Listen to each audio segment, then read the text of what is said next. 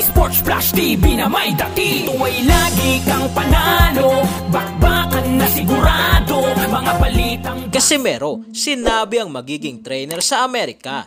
Jason, hindi pumayag. The Ring, BoxRec, Japan Boxing Commission, panalo si Casimero. Pag-usapan natin yan mga ka-flash. Pero bago ang lahat, huwag kakalimutang i-like, mag-subscribe at hit ang notification bell para updated ka sa mga bidyong katulad nito.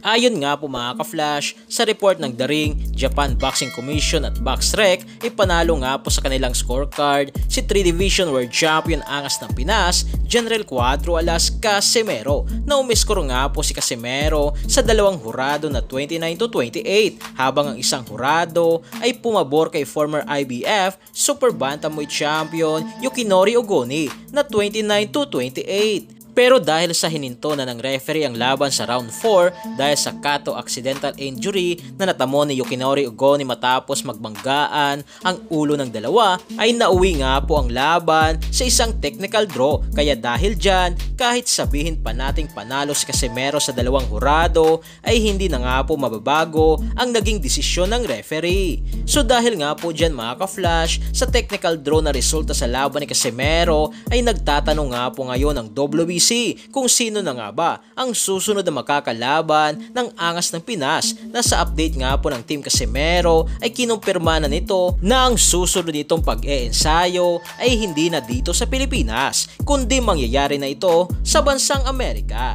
Dagdag pa dito ni Casimero na posibleng ganapin ang kanyang training sa Wildcard Gym, kung saan naging kampiyon ito, naging 2-division at 3-division world champion, na ang magti-training sa kanya ay posibleng si Coach Freddie Roach. Subalit dahil nga po dyan mga ka-flash, sa desisyon ng promoter ni Casimero na si Masayoke Eto na kailangan sa susunod na laban ay sa Amerika ang training, ay natanong dito si Jason kung papayag ba ito na tanggalin bilang head coach, na ayon kay Jason ay hindi nga raw ito papayag na matanggal siya bilang head coach, na paano na lang araw ang 10% na bayad sa coach na mapupunta ito sa papalit sa kanya o sa ibang tao. Sakaling mangyari nga raw ito mga ka-flash, ay sinabi mismo ni Jason na talagang magwawala talaga ito sakaling tanggalin siya bilang head coach. Paliwanag pa ni Casimero na hindi naman ito nagpapabaya sa training at talagang nag-e-ensayo ito ng mabuti. Kaya kung ganun man ang naipakita ni Casimero na performance sa laban, yun ay dahil nga raw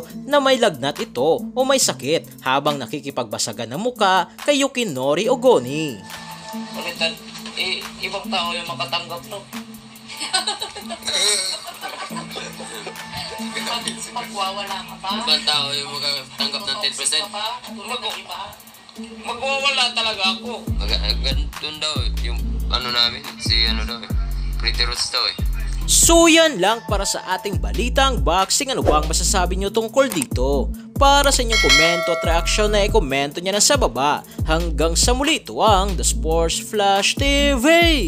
Sports Flash TV na may dati. Ito ay lagi kang panalo, bakbakan na sigurado, mga balitang boxing. Ito laging bago, balitang boxing, laban na kasado.